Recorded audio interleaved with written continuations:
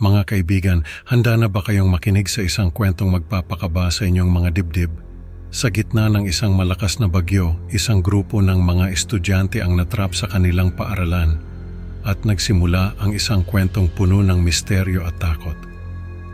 Habang bumubuhos ang ulan at nagkakaroon ng brownout, isang kwento tungkol sa isang mangkukulam ang nagpaikot-ikot sa kanilang isipan.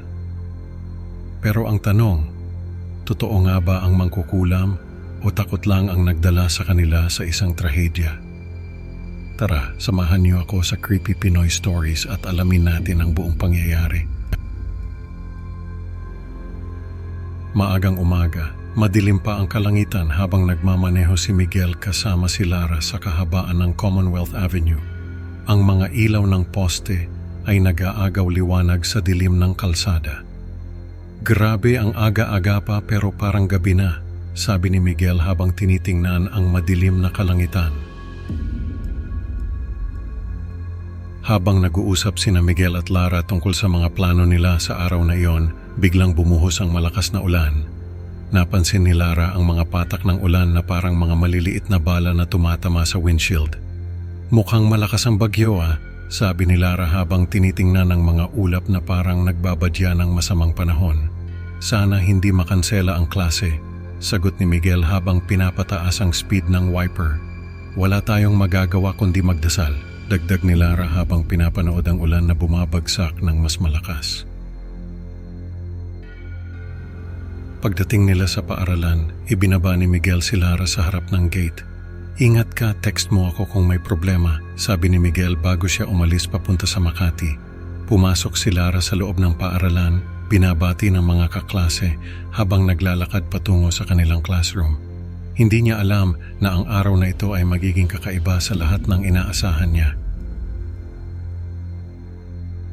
Sa loob ng classroom, tahimik na nagbabasa si Lara ng kanyang libro habang hinihintay ang pagdating ng kanilang guro. Ang mga estudyante ay kanya-kanyang kwentuhan at tawanan.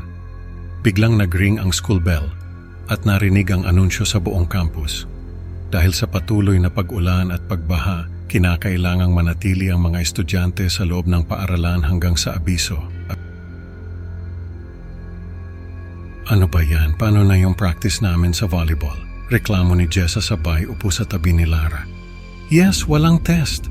Sigaw ni Jessa habang nag-high five kay Paolo.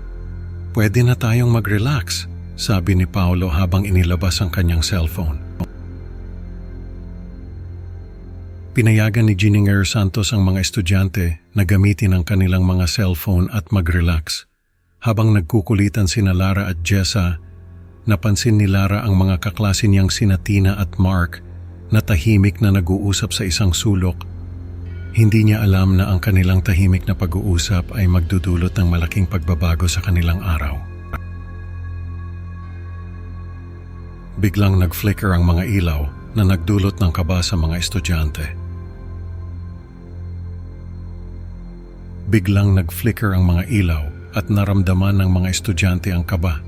Huwag kayong mag-alala, baka brownout lang, sabi ni Gininger Santos na may pilit ng ngiti. Pero hindi maalis ang tensyon sa loob ng classroom. Alam niyo ba may kwento tungkol sa isang mangkukulam dito sa paaralan, sabi ni Mark na may seryosong mukha. Sabi nila, may isang estudyante dito noon na nag-aaral ng itim na mahika. Totoo ba yan, Mark? Tanong ni Lara na may halong takot at interes. Oo, sabi nila, kaya daw nagkaroon ng mga kakaibang insidente dito sa school. Sagot ni Mark habang patuloy sa kanyang kwento. May mga nawawalang gamit, mga estudyanteng bigla na lang nagkakasakit, dagdag ni Mark habang nagbubuntong hininga. Habang nagkukwento si Mark, lalong nagiging tahimik ang paligid. Ang bawat detalye ng kwento ay parang nagiging totoo sa kanilang isipan. Umalis si Jing Santos upang tingnan ang kalagayan ng ibang mga guro, ngunit hindi na siya bumalik. Nagtipon ang mga estudyante sa isang bilog upang pakinggan ang buong kwento ni Mark. Ang bawat isa ay nakaramdam ng takot habang iniisip kung totoo nga ba ang kwento ng mangkukulam. Habang tumatagal ang oras at hindi pa rin bumabalik si Gininger Santos, Nagpasya sina Jessa at Lara na tingnan ang ibang mga silid-aralan para hanapin siya. Ang pasilyo ay madilim at tahimik, tanging ang tunog ng ulan ang naririnig. Naglakad sina Jessa at Lara sa madilim na pasilyo, bawat hakbang ay nagdadala ng kaba. Sana okay lang si Ma'am Santos, sabi ni Jessa habang tinitingnan ang mga pinto ng silid-aralan. Walang tao dito, sabi ni Lara habang sinisilip ang loob ng isang silid-aralan. Balik na tayo, baka bumalik na si Ma'am Santos, dagdag niya. Wait, parang may nakita akong anino kanina, sabi ni Jessa, sabay hawak sa braso ni Lara. Baka may ibang tao dito. Bumalik sina Jessa at Lara sa kanilang classroom, ngunit wala pa rin si Ginger Santos. Lalong nagiging balisa ang mga estudyante at ang takot ay nagiging mas palpabol. Baka isa sa atin ang mangkukulam, sabi ni Mark na may seryosong mukha. Ano sa tingin niyo? Tanong niya habang tinitingnan ang bawat isa. Huwag kang magbiro ng ganyan, Mark, sabi ni Paolo na halatang kinakabahan. Hindi natin alam kung ano ang totoo. Nagkakatinginan ng mga estudyante, nagtataka kung sino ang maaaring may lihim na kapangyarihan. Ang bawat isa ay nag-iisip kung sino ang maaaring magdala ng sumpa sa kanilang paaralan. Biglang namatay ang kuryente at ang silid ay nabalot ng kadiliman. Biglang namatay ang kuryente at ang silid ay nabalot ng kadiliman. Ano to? Sigaw ni Paolo habang hinahanap ang kanyang cellphone para mag-ilaw. Nagkagulo ang mga estudyante, nagkakapaan sa dilim at naririnig ang mga takot na bulong-bulungan. Si Tina, siya ang mangkukulam, sigaw ni Jessa habang tinuturo si Tina. Tingnan niyo ang mga kamay niya, may mga kakaibang marka. Napatingin ang lahat kay Tina na biglang natigilan at nagsimulang umiyak. Ano bang pinagsasabi mo, Jessa? Hindi ako mangkukulam. Sagot ni Tina habang umiiyak. Hindi totoo yan. Patuloy niyang sigaw, nanginginig ang boses. Wala akong alam sa mga sinasabi niyo. Ngunit hindi nagpaawat ang mga estudyante. Nagkagulo ang lahat habang hinabol ni Jessa at iba pa si Tina palabas ng paaralan sa gitna ng bagyo. Tigilan niyo na yan, sigaw ni Lara habang sinusubukang pumagitna, ngunit natumba siya at nasaktan. Lara, okay ka lang? Tanong ni Paolo habang tinutulungan siyang tumayo. Tumango si Lara pero alam niyang hindi na niya mapipigilan ang kaguluhan.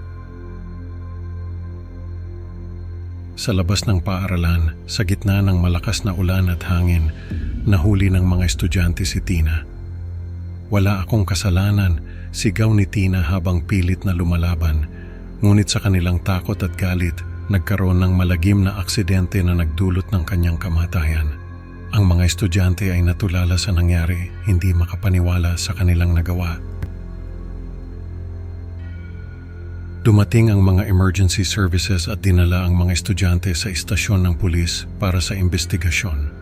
Ang mga ambulansya at pulis ay nagkalat sa paligid ng paaralan. Si Miguel, na labis na nag-alala, ay sinundo si Lara na labis na traumatized sa mga nangyari. Lara, okay ka lang ba? Tanong ni Miguel habang yakap-yakap ang kapatid. Habang pauwi, hindi maiwasan ni Lara na isipin ang mga pangyayari at ang kanilang mga naging desisyon. Paano kung totoo nga ang mangkukulam? Tanong niya sa sarili. Pero paano kung mali tayo? Paano kung takot lang ang nagdala sa atin sa trahedyang ito? Dagdag ni Lara habang pinipilit intindihin ang nangyari. Nagtapos ang kwento sa isang artikulo sa balita tungkol sa aksidente sa paaralan na binabanggit ang investigasyon at pakikiramay sa pamilya ni Tina. Isang trahedya ang naganap sa isang paaralan sa Quezon City, sabi ng balita. Ang mga estudyante ay naiwan na may mga tanong sa kanilang isipan. Totoo nga bang may mangkukulam o ang kanilang takot at hinala ang tunay na nagdala ng trahedya? Mga kaibigan, ang kwento natin ngayon ay nagpapakita kung paano ang takot at hinala ay maaaring magdala ng trahedya. Sana'y natutunan natin na huwag basta-basta mag-akusa ng walang sapat na ebidensya. Maraming salamat sa pakikinig at huwag kalimutang i-like at mag-subscribe sa Creepy Pinoy Stories para sa mas marami pang nakakakilabot na kwento. Can't wait to see you sa next upload. Hanggang sa muli, mag-ingat kayo. Baka ang mangkukulam ay nasa tabi-tabi lang.